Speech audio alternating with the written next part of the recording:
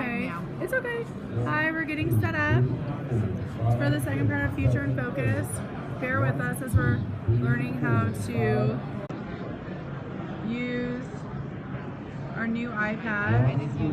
We can get you all situated for the best view. Okay, if you let go, does it stay? All right, we're gonna get started soon. They're testing the mic. Thanks for warning us. Now, as long as your guy doesn't stand at the podium, we're good.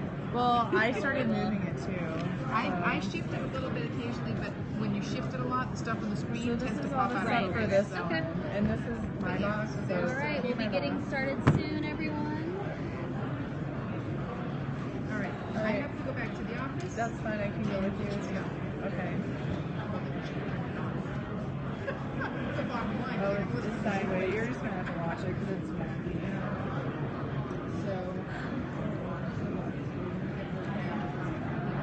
Ciao.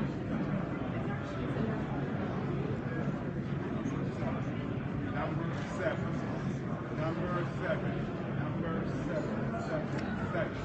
1, 2, 7.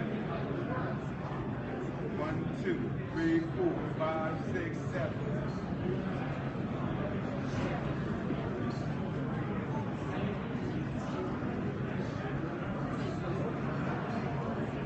Hi, Vision Source. Thanks for commenting. We're just on a break right now. Be back with you soon.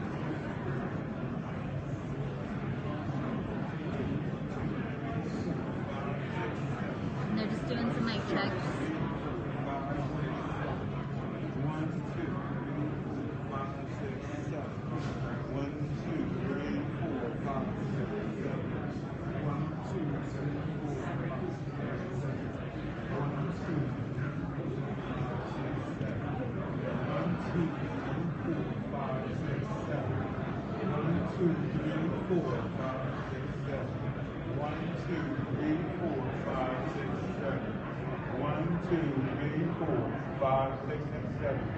Test the mic, ladies and gentlemen. 1, 2. Test the mic. 1 and 2. Thank you. 1 and 2. Testing. 1, 2. Test the mic, ladies and gentlemen. 1, 2. Thank you. 1, 2. Testing. 1, 2. Ladies and gentlemen, test the mic. Thank you. 1, 2. 1 and 2. Checking the mic. 1, 2. 1 and 2. 1, 2, 3, 4, 5, 6, 7, 8. 1, 2, 3, 4, 5, 6, 7, 8. 1, 2, test the mic. Hi, back 1 from and Canada. 2. Thanks for joining us 1, as we 2, do our mic 3, checks. 4, We'll be back soon 5, with the 6, program. 7, 8. 1, 2, 3, 4, 5, 6, 7, 8. 1, 2, 3, 4, 5, 6, 7, and 8. 1, 2, ladies and gentlemen. 1, 2. Thank you. Good evening. Good morning. And 1, 2, 3, 4. That's a wonderful presentation. I think our speaker is walking up now.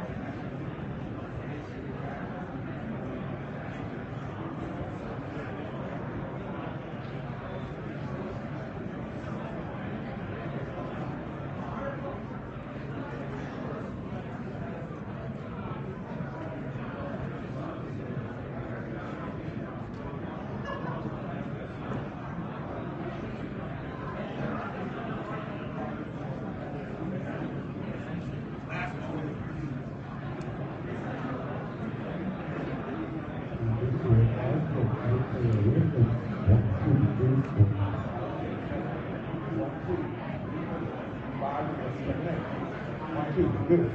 1, 2. 1, 2. 1, 2. Thank you. 1, 2. Thank you. 1, 2. 1, 2. Thank you. Good evening, good morning, and good night. 1, 2. Thank you.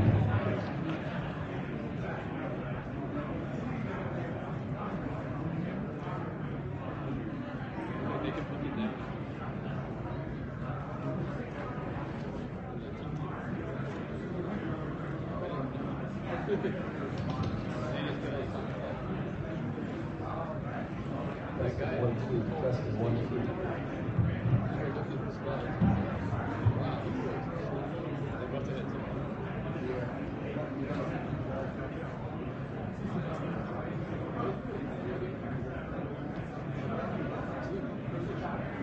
That's great.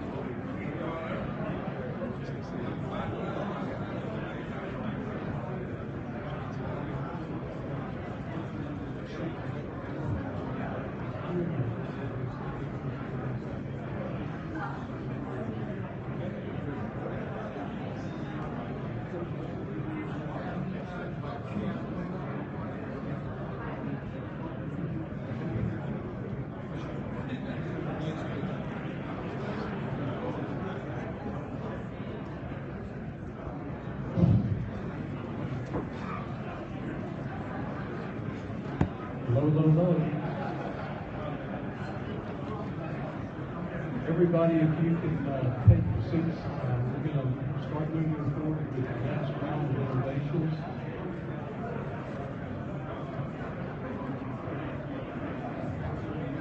Richard, you may have to tackle them in the back.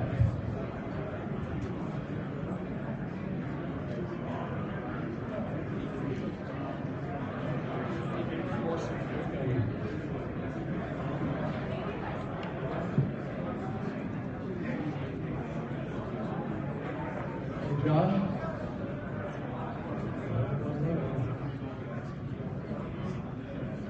I think we're slowly getting the message.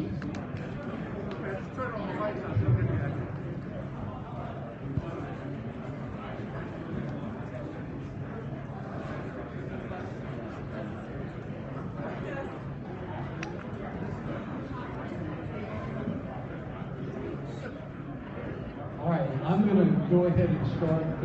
I think everybody can see the list of innovators that are going to be coming up. We're going to start with David Lowe from Witricity. And this Witricity is the global leader in wireless power. I think you're going to enjoy this. I believe that these 5 different companies that are going to be featured, these innovators, I think you're going to find them very interesting and very stimulating. And I hope you've enjoyed so far what we've been presenting, and this afternoon should be just equally as good. So with that, David, please come on. Thank you.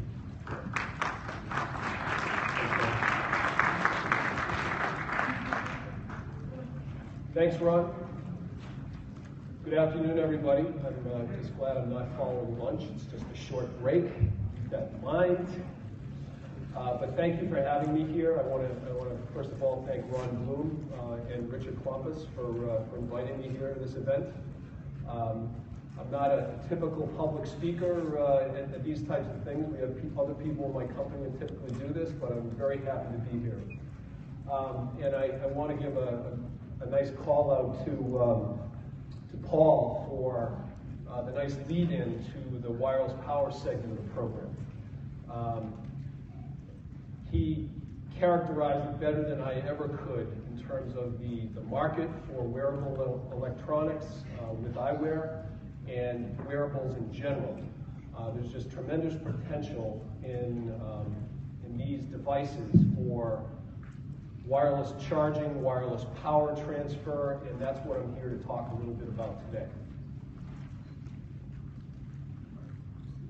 So, who is Witricity, and how do we happen to be here?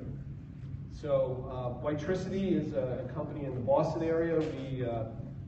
We're in the business of technology transfer and IP licensing in the area of magnetic resonance wireless charging. Now, there's a mouthful. So what is this? The technology itself is the ability to transfer power over distance at high efficiency and doing it safely. That's really what it's all about. The company was founded back in 2007, and we target a variety of different markets. I was just talking to somebody on the break about how difficult it is to focus because you get so many people coming at you with different use cases and applications. It's difficult to stay focused, but we have tried to focus in a few key areas: automotive, consumer electronics, military, medical. To mention a few, wearables is among the biggest growth areas we see in consumer electronics, and have put a lot of focus into that over the past year or so. We are privately funded, venture capital funded initially, and more recently through corporate investment from a variety of different sources. We have offices in Boston and Austin, Texas, as well as Utah. We're opening an office in Taiwan sometime this year. We're about 85 employees, getting out of the startup phase, but still considered a startup. We've got a very seasoned management team and have achieved some very good recent milestones with investments from companies like Intel, Toyota. We have recent licensees, Pogotech being one of them. Other licensees, Intel, TDK, Toyota, great batch who's in the medical devices industry, as well as C-Tech that makes battery technology.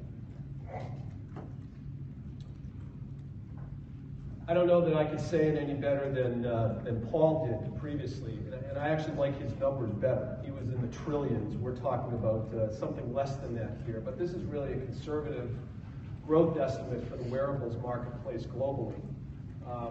To 134 million units by 2018. And what that represents, again, conservatively, is about $74 billion in revenue. Again, I like Paul's numbers much better. So what do?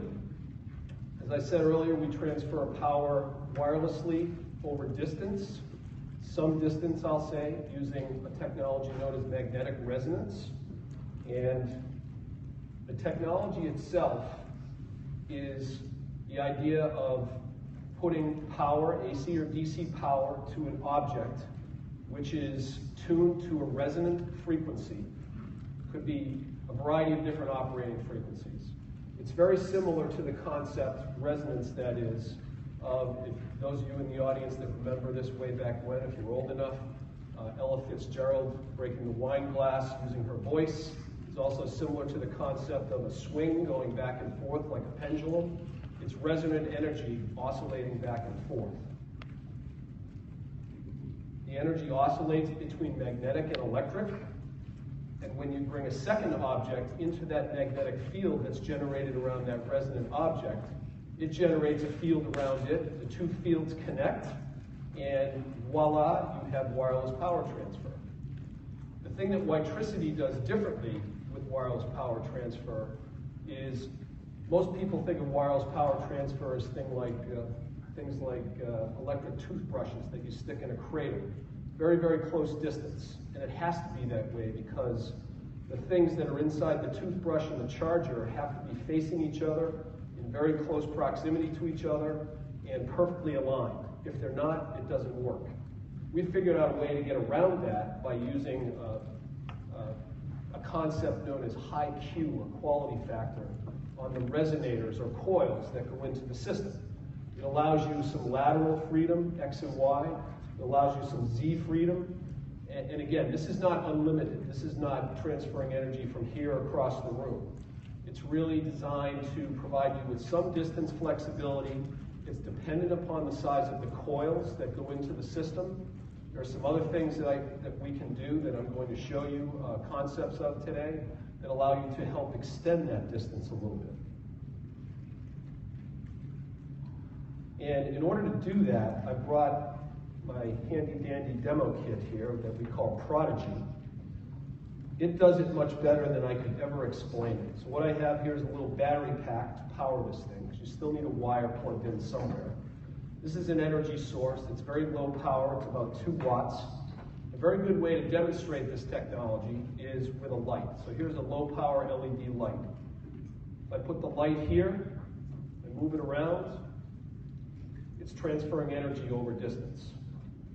Different orientations. So think about this in terms of wearables. It would be great to be able to charge things, power things this way with a wearable device. I only have 2 hands here, so it's a little difficult, but multiple objects at the same time. So one coil in here, multiple coils being charged or powered, still at some distance. Different orientations. 2 hands is a limitation. So here's my limitation. I can go from there to there in this particular configuration, and I'll qualify this by saying this is very low power. All right, this is only about ½ a watt. So I can get that much distance because I'm only using low power. When you start getting into higher power ranges, it gets into some other issues around efficiency and magnetic fields and so forth. But we have this concept that we call the resonant repeater, which allows you to extend the range of power transfer beyond point A to point B. Now you've got point A to point B to point C. I'm going to put this light out here. If I take the repeater away, I'm really down to that distance. If I take the repeater and put it here, can now really, well, you know what, I could use another hand here, but you get the idea. It really doubles the distance using this resonant repeater to help extend the range of charging.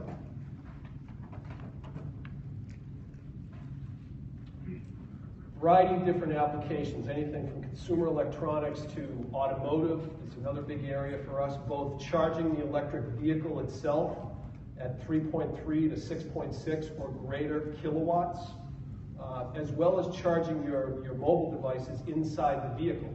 So you put the phone down, in the console. It's rolling around a little bit, but it's still charging because it doesn't need to be in perfect proximity to the coil that's charging. Medical devices, implantable medical devices, wearable medical devices.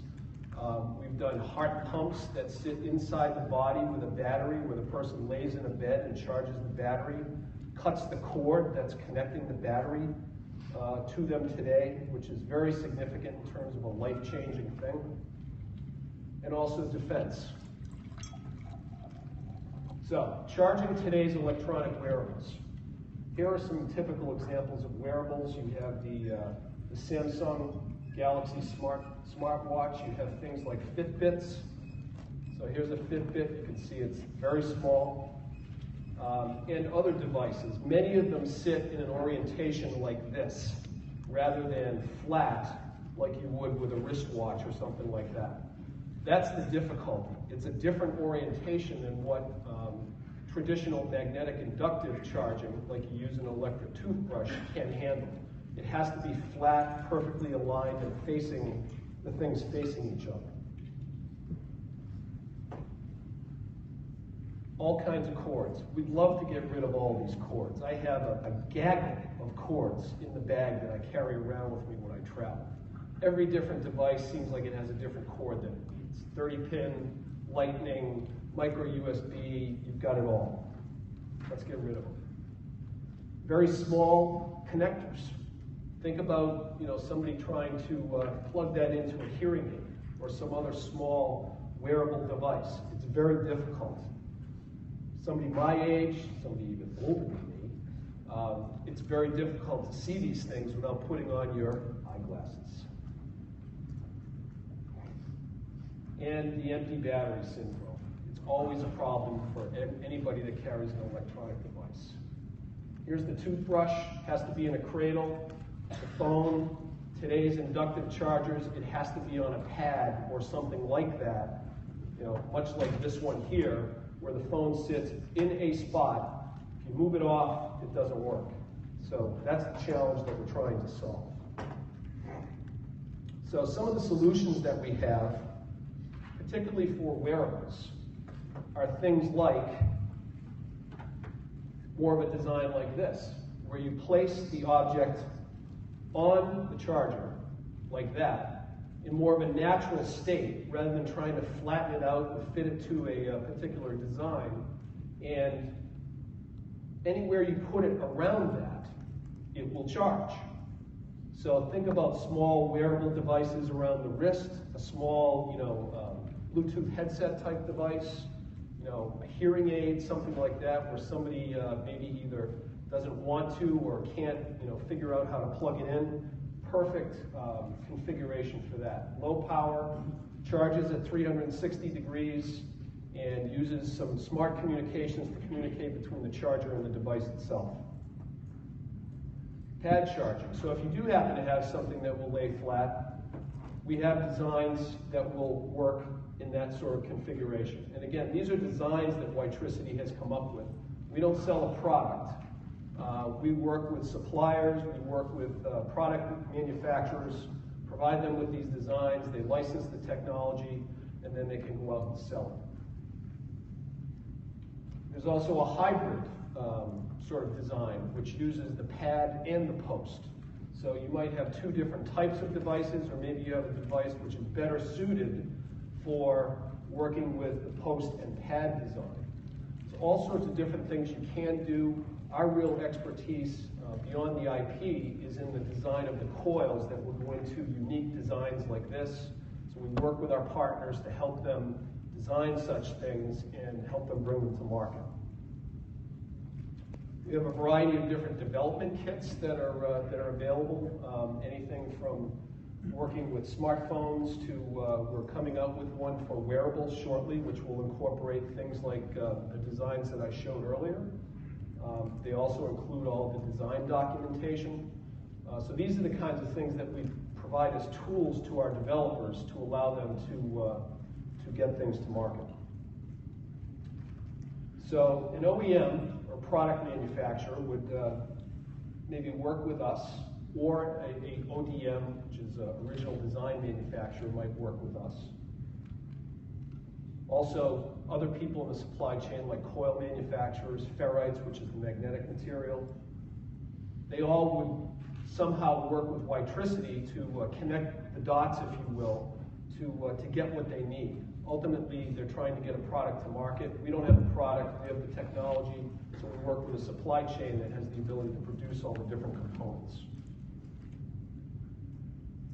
Just to finish, someday power cables will be something you have to explain to your grandchildren, and maybe even to your kids, just like we do with landlines today. I thank you for your attention, and if anybody has any questions, I think I have about a minute to take them.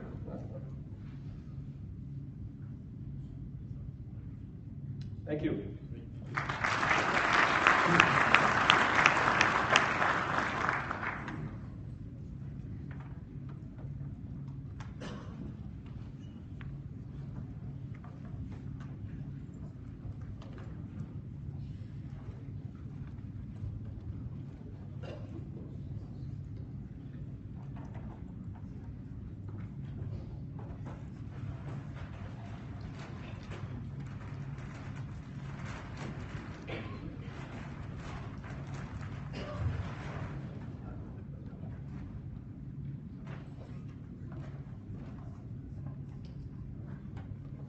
Cool, thanks guys.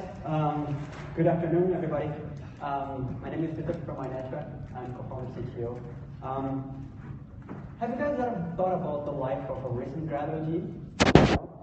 Yourself? Just imagine yourself starting out of university today.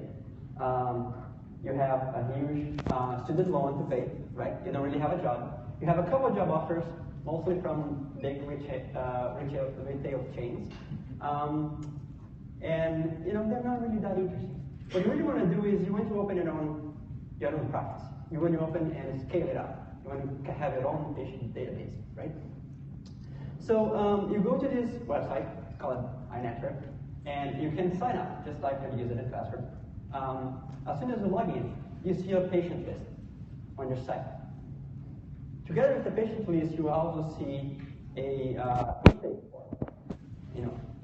a visit document for you to customize.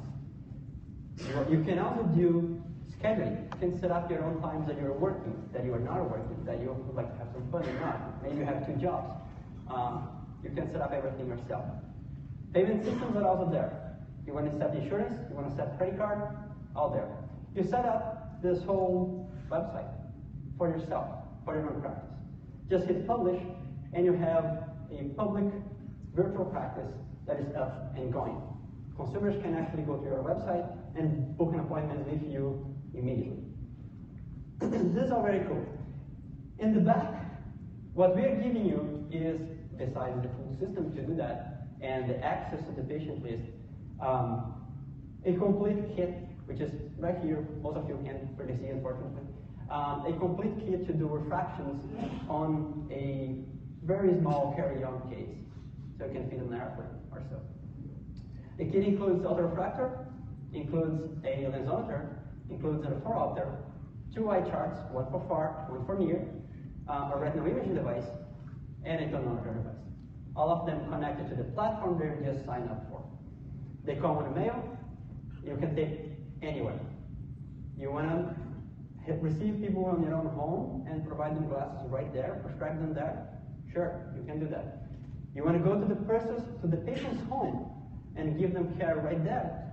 Why not? You want to send technicians around? Sure, just order more kits.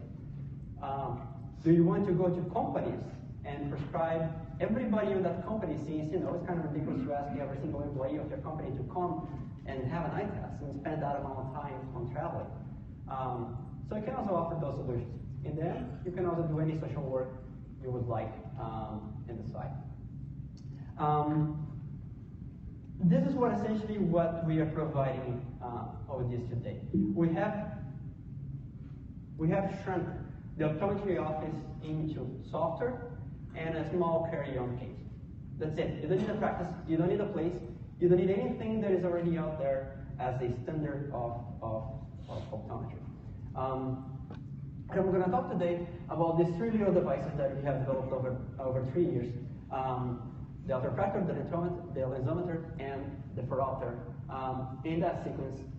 But keep in mind that everything we designed was designed for different use case. It was not designed to replace any of the tools that are seen in practice today. It was designed to be used here. So this is a metal shop in Mumbai. Okay, there are 5,000 workers inside this metal shop. It's very dirty. Okay, you have metal parts everywhere. You have interference everywhere. We took our device there. We measured a few people together with an autorefractor. The autorefractor stopped working. So this is the idea. If you can take a refractive device to this environment, you can go anywhere. And this is what we are betting. The device is really simple, and you can move it around as much as you want. So let's go into it. The first one is the autorefractor. Netra is a binocular autorefractor. This one you can see here with its cell phone in it, right? So just snap your cell phone in the back. You're gonna ask your patient to look inside to the little white pieces here and see two lines. Use one of the knobs to find the brightest and the sharpest point you can see them. For those who know what I'm talking about, this is essentially optical centration on the person. He's doing it himself. The doctor doesn't do anything. The second knob essentially brings the lines into alignment, one on top of the other. Just repeat, as soon as you do that, just press the button, and the cell phone will record that measurement, and will provide a new set of lines for you to align. You repeat this process over time, a few times, and the cell phone will compute a nice average so that you can have a good measurement in the end. Everything is here, and the result will come up on your cell phone. No need for communications or anything like that. Very interesting things about this device. It's a binocular device, right? So it's a VR display. So think about the regular user experience of putting people on a chin rest and making them look at the balloon. Forget about that. Get a virtual reality display, put them into a game, and make them do something interesting instead of just being there. What can you do? For instance, accommodation is a big issue, right?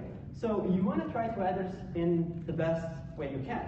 Maybe you want to change your background image in either 2D, 3D, or 4D in order to make the user more comfortable with your procedures. You can use their own pictures, you can use your pictures, you can use your logos, or whatever stimulus you would like to use, including a complete 3D game, for instance. Line alignment is also something that we use a lot because of hyperacuity, so the precision is greater than a regular blur discern measurement. But you can also change that. What about the game? Why don't you have like a little ball in there that you can, the person can just align and place it on the goal? We actually implemented these games and we run them on kids. And you can see a little kid, 8-year-old, playing for 45 minutes into the device, and we're essentially collecting all that refractive data to get his prescription moving. Usually on an adult, the experiment will take, or the measurement will take about 2 minutes or so. So what's inside? This is the biggest question I receive all the time. There's nothing inside. The idea is just you get rid of the chin rest, so you need some optical stabilization in the binocular so that you can take a good measurement, right? And the magic happens in the front of the device. You see these two little green and red lines in there. That is what the measurement is doing. The second one is the netrometer, which is our little lensometer device. So this device is very simple. You can take the cell phone out of that device, you place on this one, and you're essentially going to hold the glasses like this, and hit the button on the screen to take a measure, right? So why does it have this design? Because essentially, as soon as you place the lens in there, you can do this. Okay? Oh, it actually broke. Anyway, but the lens is not a scratch. That was the whole game change. Remember, you're going to be using by the patient, so you don't really have the levels of accuracy you see in technicians or even in less trained folks. So just to revise, we have a very simple device. You just hold the trigger, send in the lens, and press that. The measurement is right there. Virtual trial lens. We saw this on the earlier talk. Big thing on measuring and providing glasses, you need to show how the new work looks like. If you just give them the values, they don't care.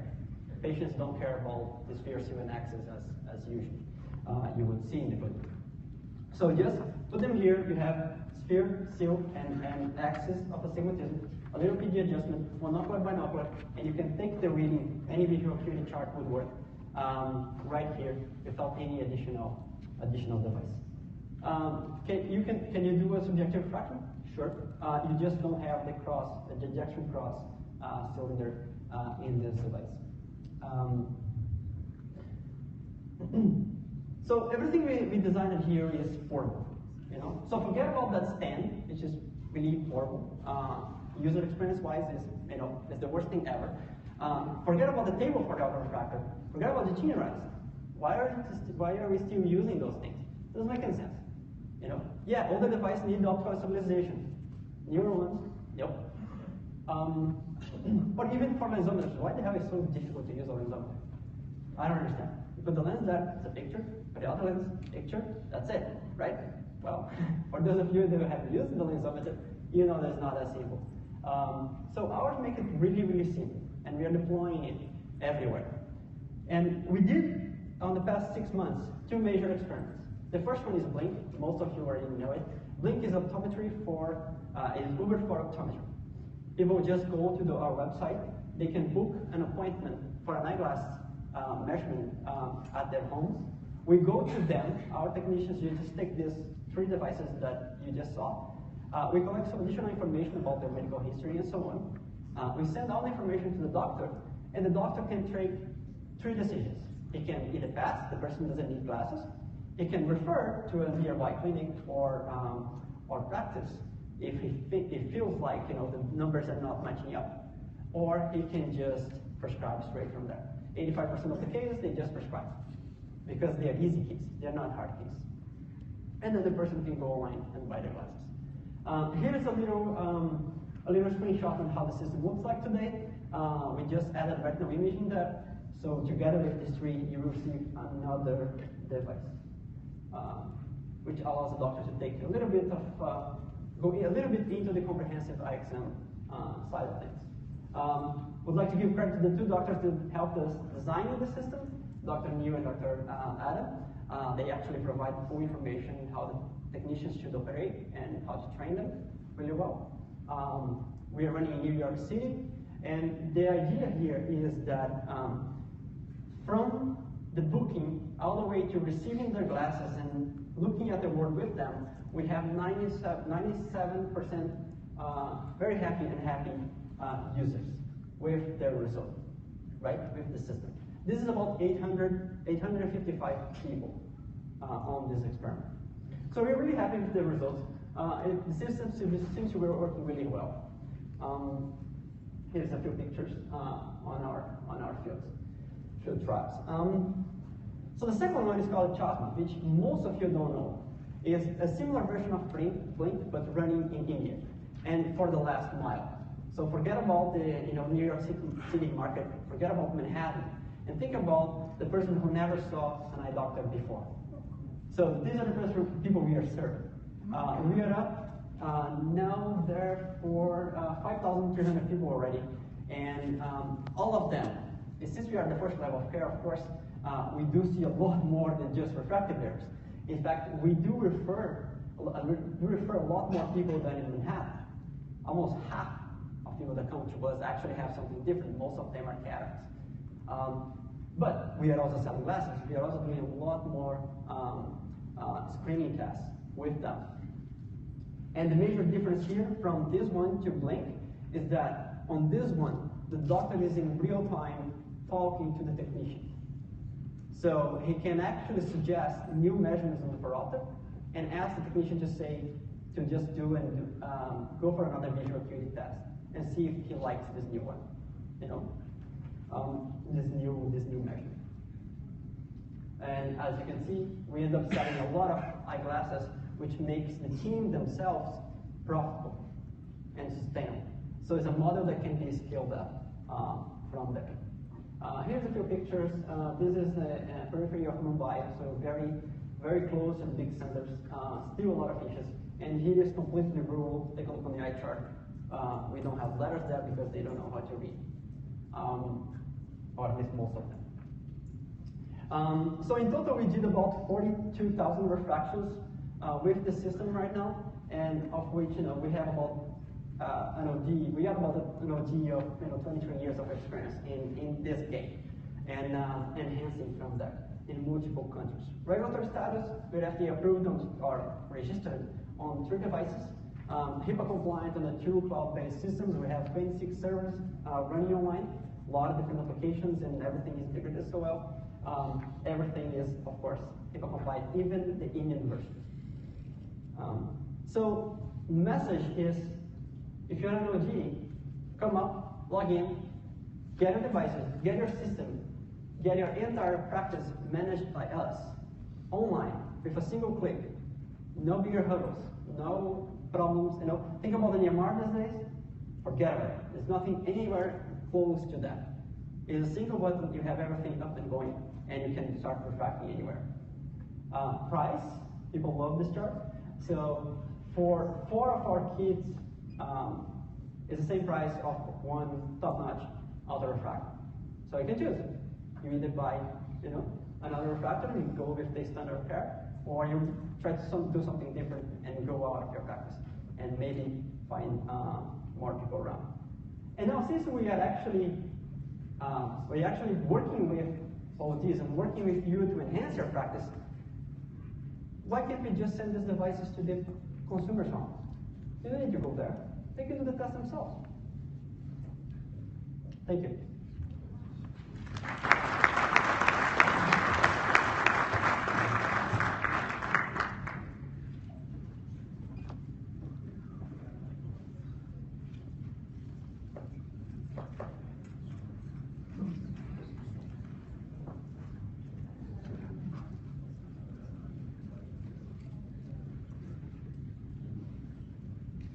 Good afternoon.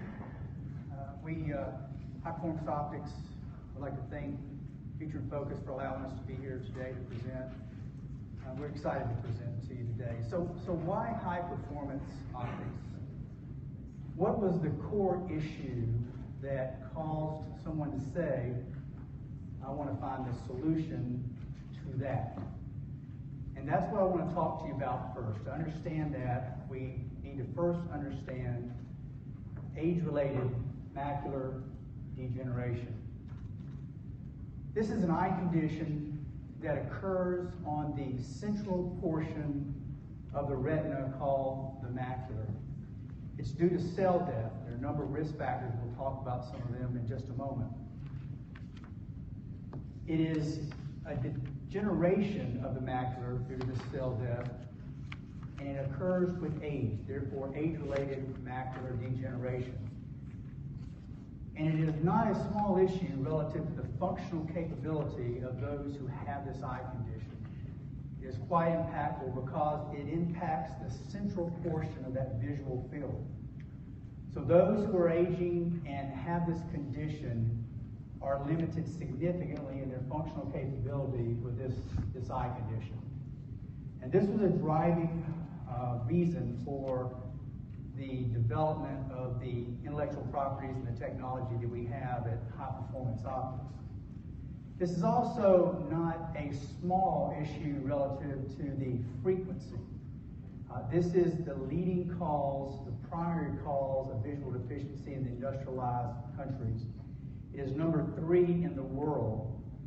And there are, by the year 2020, estimated 196 million who will be dealing with this eye condition. And by 2050, some 288 million. And I've seen some recent data that number is elevated significantly.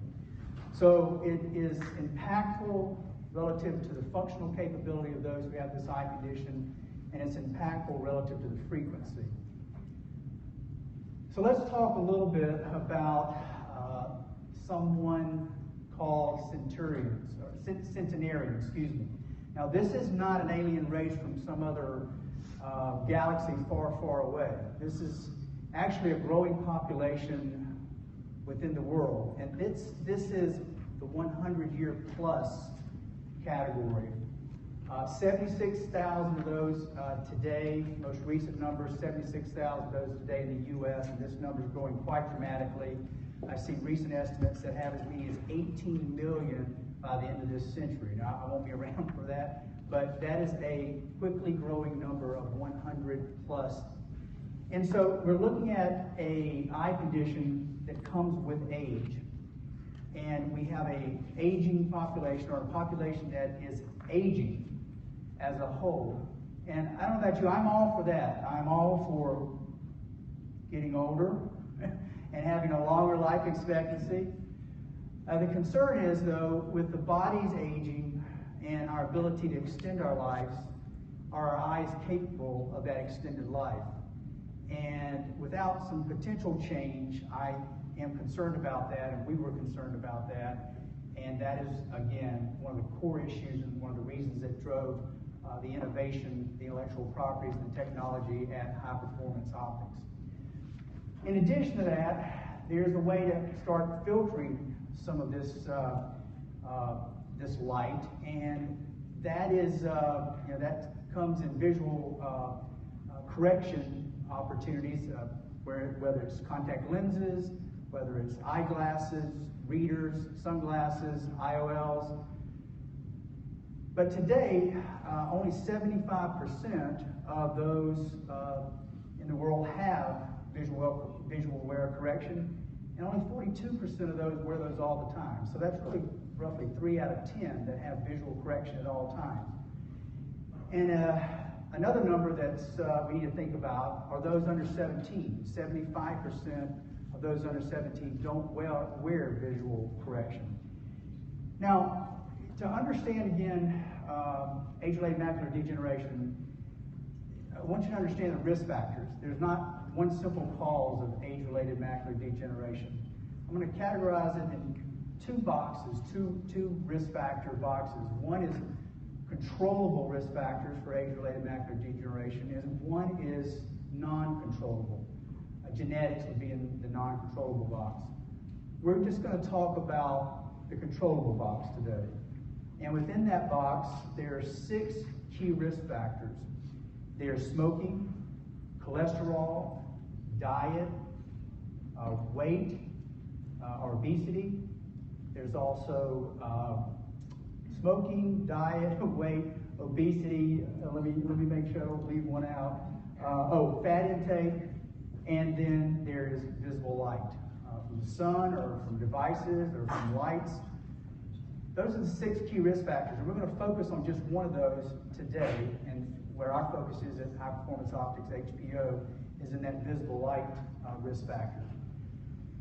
Now, the reason these things that we talked about earlier, this aging population and how many adults have visual wear correction where we can block some of that visible light, those under 17 who don't have visual correction, the reason those are important is that in this illness or this eye condition,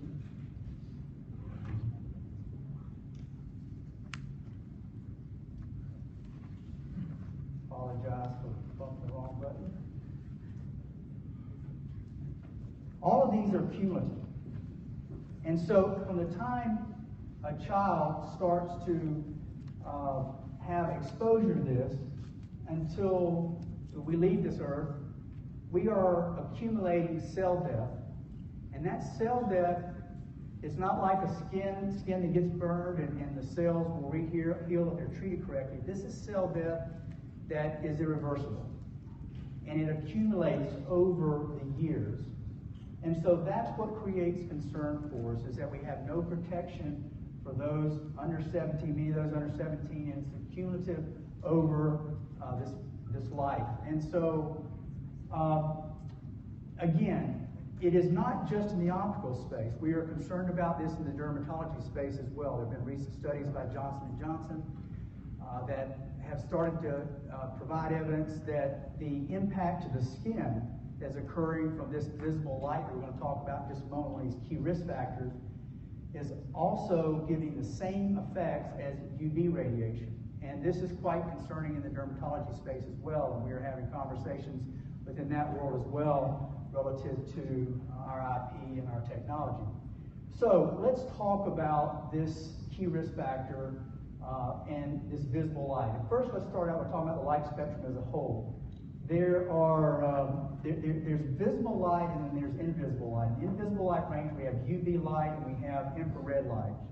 And we're not going to talk about infrared light. We're going to talk just very briefly about UV light. But then we're going to spend time on this visible light range, and that is this area between 400 and 500 nanometers, and specifically our concern in that space, and also some of the good things about light in that space as well. So let's talk about UV first. UV is something that we've addressed very aggressively over the last 15, 20 years. It is a standard across most of this industry and most of the products we have, and even outside of this industry in windshields and building glass and so on. Now, UV attacks the front portion of the eye, the cornea and the crystalline lens, and over time, there's cloudiness that occurs, and that cloudiness leads to cataracts, and again, we've addressed that quite aggressively. We're not going to talk any more about that.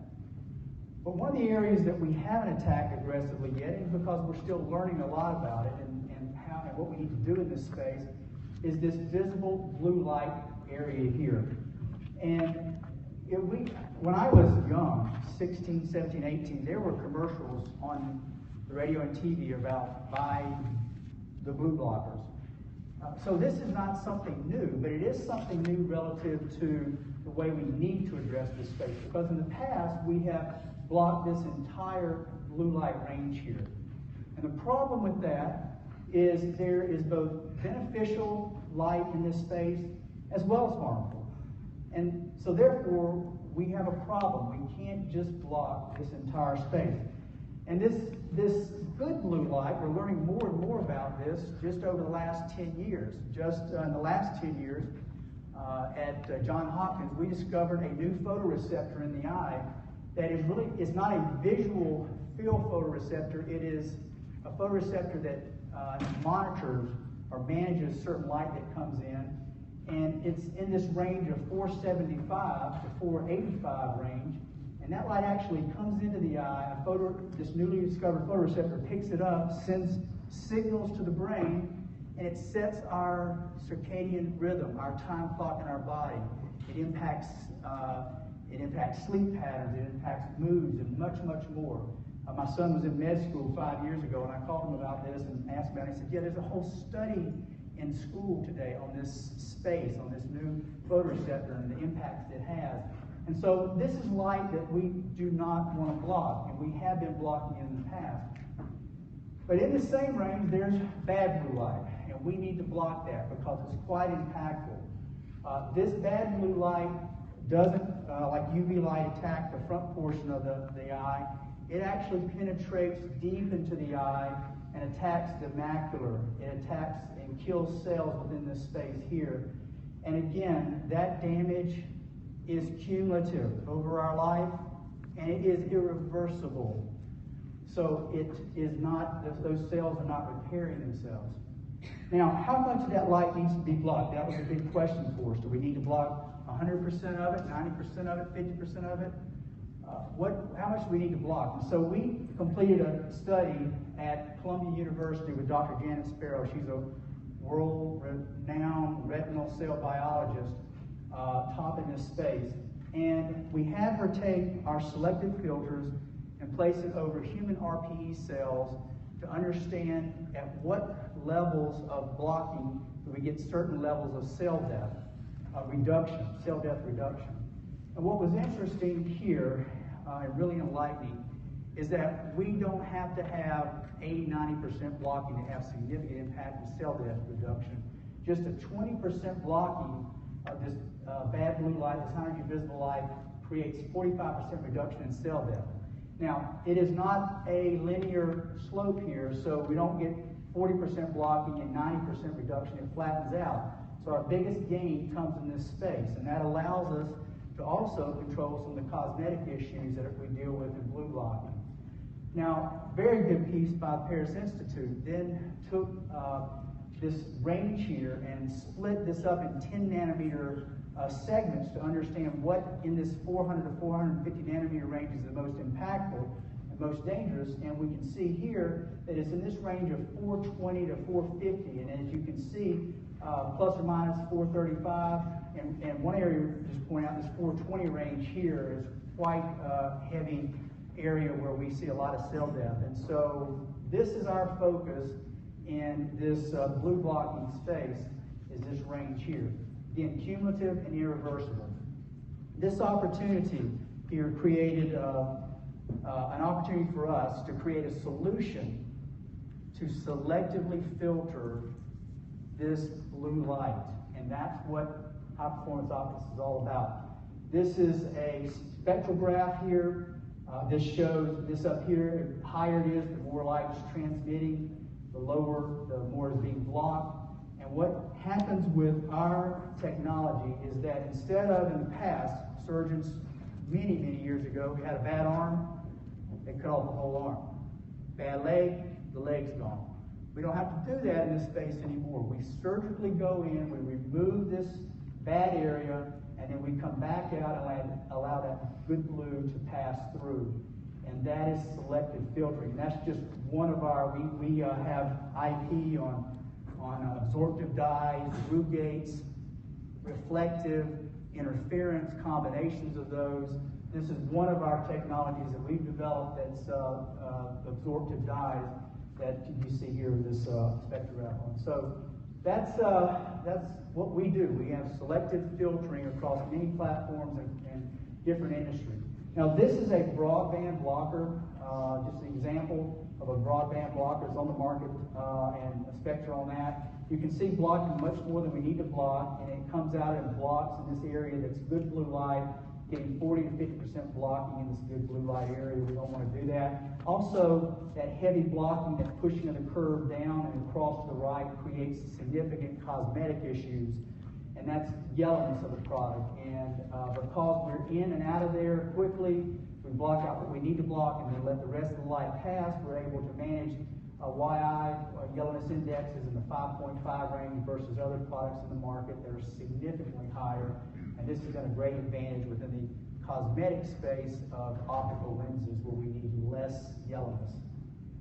This is a very tunable technology, so if we have an industry that wants to protect a resistor from high-energy visible light, we can block 90%. If we have an industry that wants just 15 or 20%, this is a very tunable technology.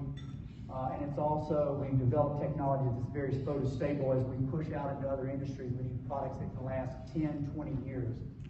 So what we're about, we license our technology. We have 3 companies today that have licensed with us worldwide across a couple different spaces, very large, very prominent companies within their space.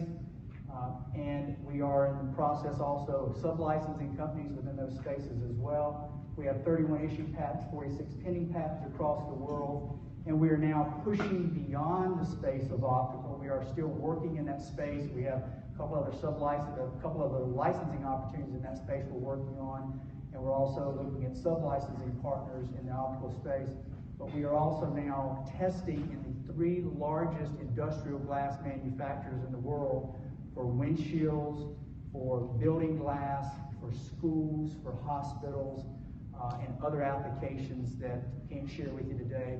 But this is an exciting opportunity Our mission is to preserve vision.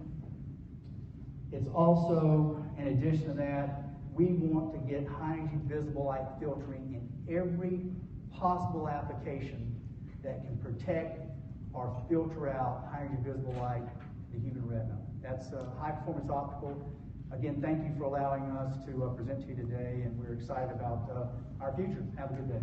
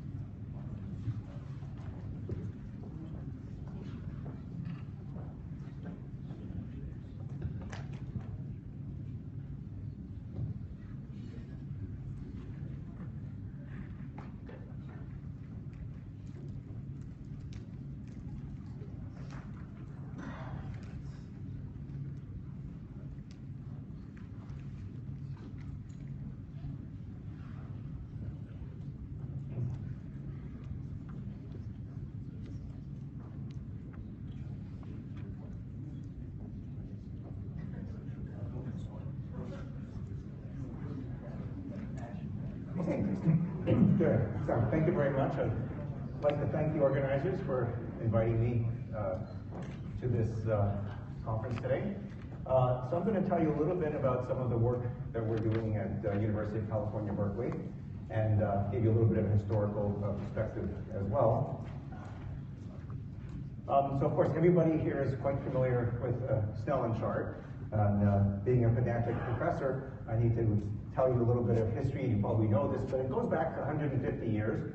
And also being a high technology person, a professor of computer science, as well as working in optometry, I have to wonder a little bit about using a technology 150 years old for something as important as measuring vision. Now, it's not to say that we should just criticize it because it's old. Quite on the contrary, I think it's great to retain things if they have value. But I do have a number of concerns about Snellen acuity, high contrast being one, and of course there's contrast sensitivity that can address that. But one of the things that I find disconcerting about Snellen acuity is the fact that if a patient reports a letter incorrectly, there's no other information associated with that data. As a computer scientist, it's binary, right or wrong, but you have no information about what was seen. And actually there's information that could be captured by looking very carefully at the nature of the blur, astigmatism giving you blur in different directions, etc.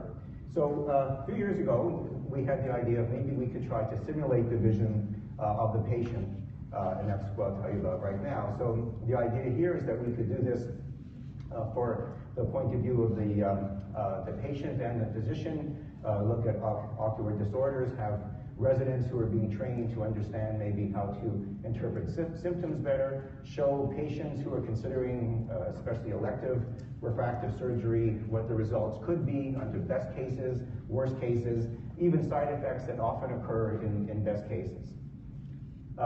So we worked on this idea of a visual acuity simulator, and the idea was to simulate the vision and look at instruments such as the cornea topographer and a wavefront aberrometer, and I'll tell you a little bit about that now. So here's an older picture of a patient being measured in a cornea topographer. Here is, whoops, but what just went blank here? Okay, on the bottom there's some button that I accidentally pressed. Okay, so, and now we're back in the wrong place, so I'm trying to back up. Okay, very good. So being a professor, of course, we always use the Socratic method. So who can tell me what you might diagnose from this image here? Karen Conus, very good. Okay, so you're going to win some prize today, A+ star. This actually is my right eye. So I'm unilateral keratoconic. Generally, when I'm in groups like this, I spend the first 10 minutes having to convince them, yes, I really am unilateral, I promise you, it's been that way for 40 years, and I study corneal topography, only have it in one eye. So here it is, that's corneal topography, and we did a lot of work with these algorithms trying to look at how to improve those instruments, and I'm not going to be telling you about that today, but if you're interested, please talk to me about it. And, oh, I forgot that I put this little guy in here, so I think if I press forward, you can actually see this. These devices, called video keratographs, typically shine rings of light onto the cornea and then capture the reflection pattern with the built-in video camera. Okay, so the next part of the project was to incorporate a wavefront aberrometer. At the time, these were not even commercially available a number of years ago. Here we are in front of a COAS, which was one of the first commercially available ones, and one of the ones that we found to be more successful, even with keratoconus, which they all generally failed with some degree or another. And so this, of course, as you know, uses a thin, low-power laser that goes through a half-silvered mirror and illuminates the back of the retina. That little bright spot then comes out through the entire eye, carrying with it all the optical information. That is then passed through a set of lenslets, which then go on to see a CCD array. Through the displacement by each lenslet, a computation is performed using Zernike polynomials for the aberrations to determine how much of each aberration is present in the eye.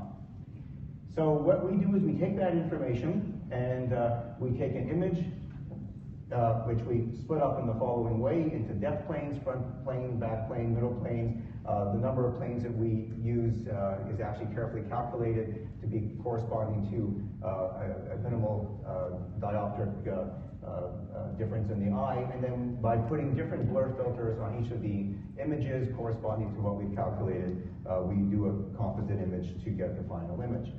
So here's the input image. This is an old piece, not from Toy Story that you may know from the mid-90s, but even earlier, 1988 Tin Toy, which won an Academy Award for the best short that year from the precursor of Pixar, before it was even Pixar. So here's a little image. Everything's in focus. Here we are blurring it, so we focused on the toy in the front, and the baby is in out of focus in the back. And in between is what we call a wrap focus, or pulling focus, intermediate values, which will happen as the baby moves through. So there's the original on top, and the result. Here is a version of the Tin Toy shot where we simulate wrap focus.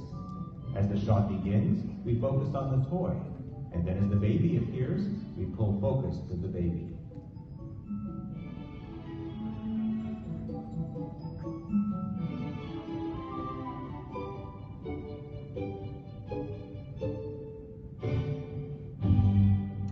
So what we're doing there is just simulating blur, but we can do this without beyond simple blur, much more complex blur that we measure from a patient. Again, as a computer science professor, I work very closely with Pixar and that. In fact, many of my students work at Pixar. They make a lot more money than I do, but every time a new film comes out, they send me a T-shirt, and I guess it kind of works out. So I'm a cheap date. So we do a lot of things that have to do with animation and art, but then bringing this together with human vision is kind of an interesting combination. So I'll just show you again in a photographic sense, starting with an image that's fully in focus, how the algorithm would work. So we would simulate this by breaking it up into these depth planes that you see here, and then applying different blur filters to each of the different planes, merging it together to get the final blurred image. So now let's take it back to human vision, which is what, of course, you're interested in. So here we start again with the idea of combining computer graphics, computer-generated images, by taking a computer-generated image, not a photograph. And this has all kinds of interesting objects that we've put in here, but it's computer-generated. There's no actual camera, no real objects in the world. And when you do computer-generated images, people often don't realize that our algorithms naturally generate very sharp images. They don't have any blur in them. We have to put the blur in. It's sort of the opposite of if you're a photographer trying to figure out how to keep things in focus. So here's an example where we take that same image to use it as an image to portray the results, and we see pre-op and post-op. But what this means is we've actually measured the patient with a wavefront aberrometer prior to undergoing LASIK surgery, and then after undergoing LASIK surgery, so we're able to look at the results. So this is the result before, and again, you can see that looks like a rather standard vanilla-flavored case of myopia, and this is the post-op in this particular case, which is not all that great. As you see, the myopia is still there, and as many of you know, what's more important is not just the reduction in the low-order aberrations that you see here, but the fact that frequently the surgery will induce higher order aberrations that were not even present prior to the surgery. And of course, with wavefront guided surgery, this is being mitigated, but it's still a concern, and it's something that we can capture with our algorithm, since we're using a full range of aberrations in our calculations. Okay, so to move on to the second part of my talk and how this transitions is, after I would talk about this for many years, there was always this question at the end of each talk, which was, that's great, Professor, if you can simulate the vision of all these people and put it on a display, why can't you just make a display that they could look at and they would see clearly and correct their vision? And I, as a very good mathematician, would tell them, and Victor is here, and we just talked about this, that actually you can prove mathematically that unless there's negative light, as we like to say, you actually cannot do that unless you're willing to suffer a tremendous reduction in contrast, which makes the whole thing not really work too well.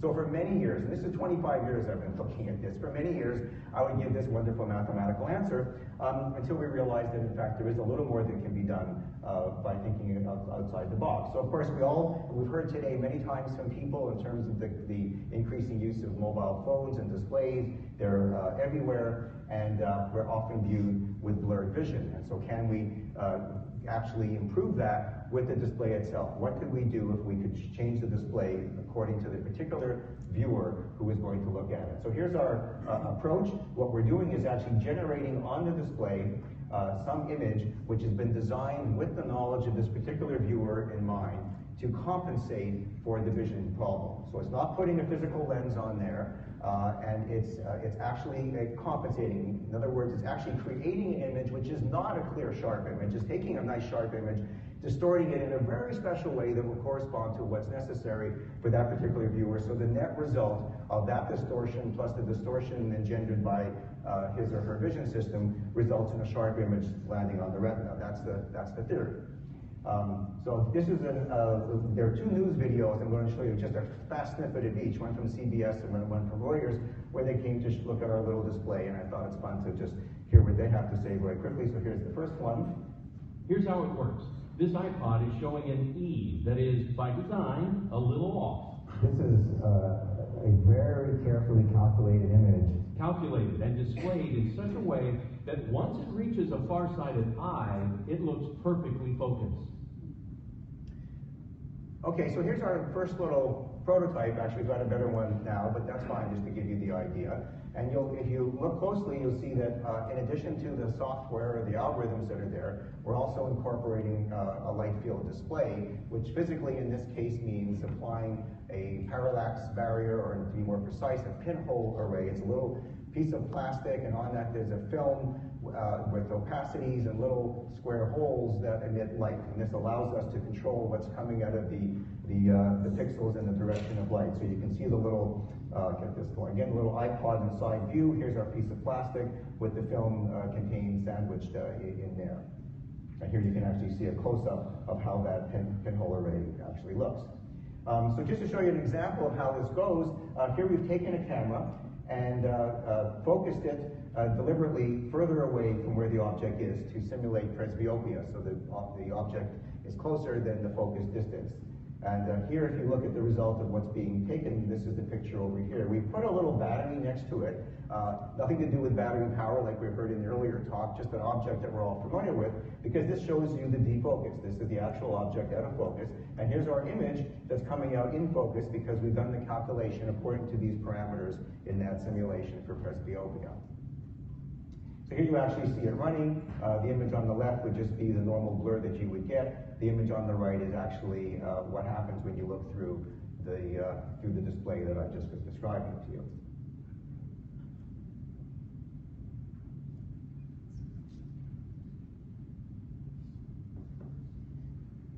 Okay, so just again to understand this, what we're doing in terms of the software is what's actually accommodating or corresponding to the particular viewer, and that is the part which is customizable. This little piece of plastic that goes on front is the same for everybody. So if you share this with husband and wife, you have one device.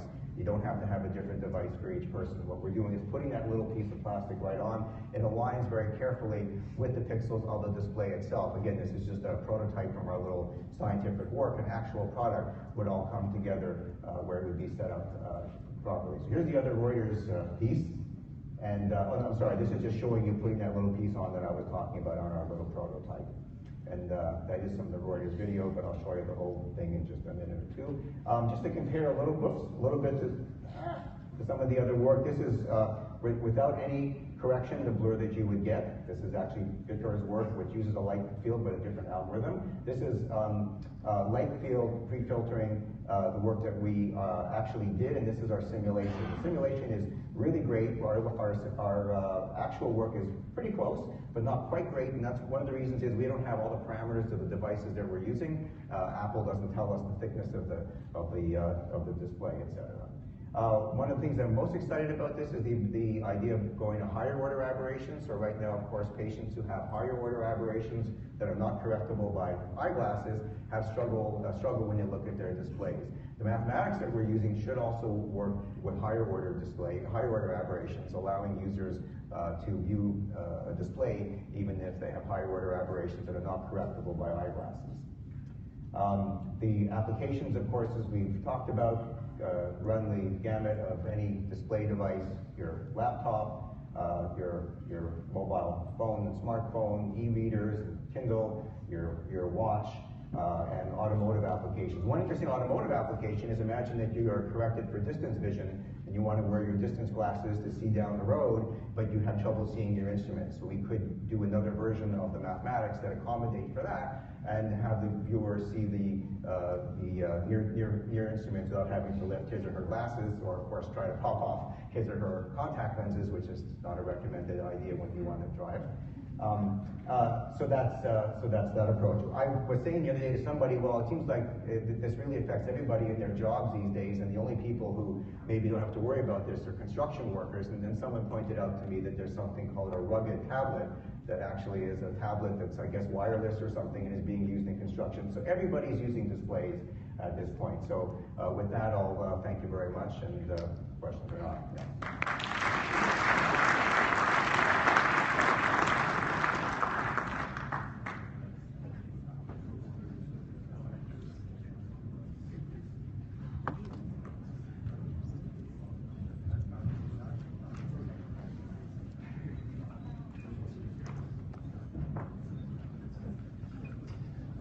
Good afternoon. My name is Nick Tarantino, and on behalf of AcuFocus, I'm really happy to be here and appreciate the opportunity to be able to speak about the camera inlay.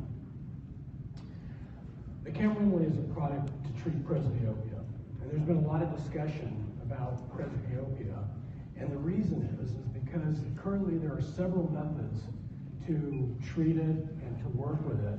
However, each method has some bit of compromise in terms of the way that our vision is. Either we lose contrast, we have issues with glare and halos, or we're not able to see well at one distance or another. And what the camera inlay has been able to do is to be able to provide a means by which we can have a full depth of focus that from near to far, without some of those compromises that we've seen with some of the other products. So with regard to presbyopia, first of all, in the United States, there's about 122 million presbyopes. That's about a third of the population, a little more than a third of the population. And that number is growing. And outside the US, there's about 2.1 billion. And that number is growing even at a faster rate due to the demographics of our population. So presbyopia is really the fastest growing opportunity within our ophthalmic segment. In terms of practice building, when we see presbyopes come into our practices, it really is, since all of their friends have presbyopia, it's really an issue that they tell a lot of patients. So in terms of practice development and practice growth, we see that it's really one of the ways to build practices quickly. So the camera inlay is a disc, as we're going to see, that's implanted about 200, 250 microns, about third away into the cornea on the visual axis in the non-dominant eye.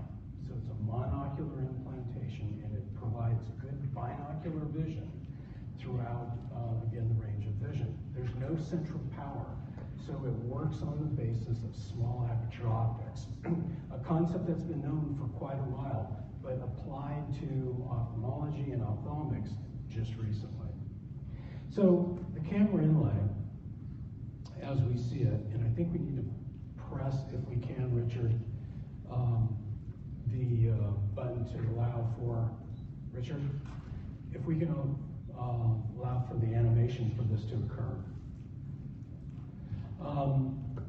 So this has been designed in a way that meticulously, because what we've done is we've created a situation where we have a small aperture that allows the best depth of focus, yet maintains image quality, because a small aperture creates a situation that can be diffractive limited, and in this case the image is not. It has several pores, 8,400 micropores between 5 and 11 microns, that allows for the diffusion of oxygen, carbon dioxide, as well as nutrients through the cornea. It's 6 microns thick, which is really less than a red blood cell, so there's virtually nothing occupying space. And so from a point of view of being biocompatible, it really has been shown to be that. What I'm going to do now is I'm going to show some images that allow to be able to understand the concept of increased depth of focus. What we see right here on your left is a simulation done photographically with about a 4 millimeter pupil. And what we see, and although the resolution of the projector is not good enough to be able to see the writing on the cards, what you can do is maybe pay a little bit of attention in terms of the rods that are holding the cards, because that works out well. And also the bark on the tree in the foreground. So what we see with a normal standard pupil is that we have what's in focus, and without the ability to accommodate, we have the object in focus, the foreground and the background are blurred. So we get just that small area. Now with simulation of the inlay in place, what we see here, and again, look primarily at the rods, you can see that the focus is significantly better as we look back here. And for those of you in the back, you may not be able to see this, but the grass and the bark on the tree is all in focus. And this occurs as a result of this increased depth of focus that's created with the small aperture optics. What's good about this product as opposed to some of the other means, such as monovision to correct presbyopia, is the ability to have good stereo acuity or stereopsis in both eyes at distance. So we're able to, as we look in the distance, we use both eyes. We get that whole fullness of range of vision instead of being monocular. And then as we look up close, then we see that we are using one eye. However, we do get some summation effect. So again, the brain is being able to respond to that. Now what I have here are slides that show simulations of the type of images we see in various types of correction for presbyopia. So on top, what we're looking at here is the type of vision that we get simulated at various distances. So this is optical infinity, and we have all the way to about 50 centimeters where we have really good clear image. And we also see that the contrast is very good. It's a good range of vision all the way through with high contrast. When we look at monovision, what we see is we get good distance vision from one eye. We get relatively good near vision when done in a way that maintains binocularity, but then we lose some on both ends of the range. Multifocal IOLs is another means by which this type of correction is done. But with multifocals, what you have is an in-focus image on top of an out-of-focus image on the retina. And what that does is really two things. It creates a loss of contrast, and it creates what's known as dysphotopsia, or the sensation of glare and halos when looking at point sources of light. So by creating just a small aperture, we've been able to eliminate a lot of those compromises that I had discussed earlier. So what do we have? We have a situation where patients start to lose their near vision in their 40s. These patients are really no longer great candidates for LASIK vision in a way that's going to be acceptable to them, because they'll get either good distance vision or they'll get monovision, but they're not going to get good stereo distance vision. They're really too young for IOLs. although eyeballs can be used, they're really just too young, and it doesn't make sense to take out a healthy lens at this point. So what the camera inlay does is it actually bridges the gap between patients who are good candidates for LASIK. That average age in the United States now is about 36 years old, and those who are candidates for IOLs. That age now averages at about 68 years in the United States right now. So the product was approved by the FDA in April of this year, and the indications are for patients who are between 45 and 60 years old, who have a refractive spherical equivalent between +0.5 and -0.75 diopter, with no more than 0.75 diopters of cylinder. Now let's take a look at some of the data, and these data are for the performance. Recently, the ANSI committee, as well as the International ISO committee, have come up with standards that indicate that near vision needs to be somewhere in the range of about 20/30 to be truly functional. In the past, we've always used 20/40. So if we take a look at that, what we're saying is that we get good 20/32, about 90% 20/32. We get about 95% 20/32, 82% 20/25 in intermediate, and at distance we get close to 100% 20/20. So this is a situation where we're getting really good visual performance at all distances, as well as not having some of those criteria that we were talking about for halos, glare, and loss of binocularity. Now, one of the things that we want to look at, and this is an indicator of biostability, is how stable the refraction is over time. And what we see is if you look at this very light blue or kind of greenish line right here, this is the fellow eye. And this is the change over 5 years, what happens. And that you see that the change in the inlay eye really pretty much mirrors that. There's a little slight change that occurs early on relative to wound healing, but then follows exactly the other eye. So from a biocompatibility point of view, it's shown to be really very good. Now, this is in terms of how long lasting it is. Again, the study went for 5 years, and we see that we gain about 3 lines of acuity from preoperative state, and that stays over the period of time, and distance acuity also stays over that 5-year period of time. Contrast sensitivity is a question that has come up quite a bit. And what we see with contrast sensitivity is if we look at this chart right here, what we're seeing is that the blue line under mesopic or low light conditions preoperatively and under photopic conditions or low light conditions, we see that with the inlay in place that there's very little loss of contrast sensitivity. So again, we're getting all the benefits with very few of some of those negative things that are associated with presbyopic corrections in the past. From a safety point of view, the company, we worked with the FDA to establish what our safety endpoints were. And you can see them over here on your left, and on the right is what actually occurred. So we considerably beat what we had established to be able to determine from a safety point of view. And this is one of the reasons that the product was approved in a relatively quick period of time. Another question that comes up is that with an inlay in place, will I be able to do, a clinician would say, will I be able to do some diagnostic tests, such as what we see here is we see OCT, we have gonioscopy, we're able to do a lot of different procedures, visual fields, binocular, indirect and direct ophthalmoscopy, as well as other procedures such as cataract surgery, YAG laser. Virtually every type of procedure that we've been able to do, we've been able to do with the inlay in place. Only one have we not been able to do, and that's while doing a pan-retinal photocoagulation, in which case the inlay can be removed, and it is easily removed. So in summary, what we're saying is that we have a very fast and vibrant community of presbyopic patients that are in search of some type of correction that would be acceptable to them.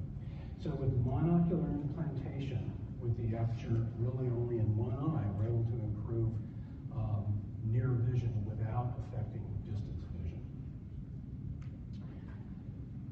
And we get about a 3-line improvement in near vision, and the slide says up to 36 months. That study has now been extended to 60 months, and we still see the same type of effect.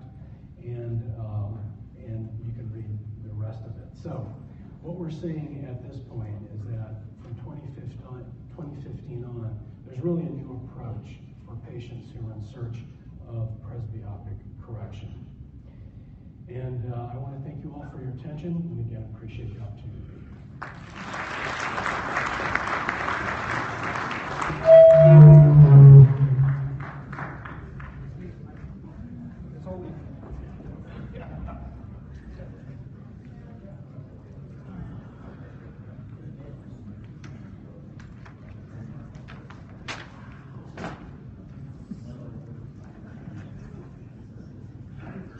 Can you all hear me now?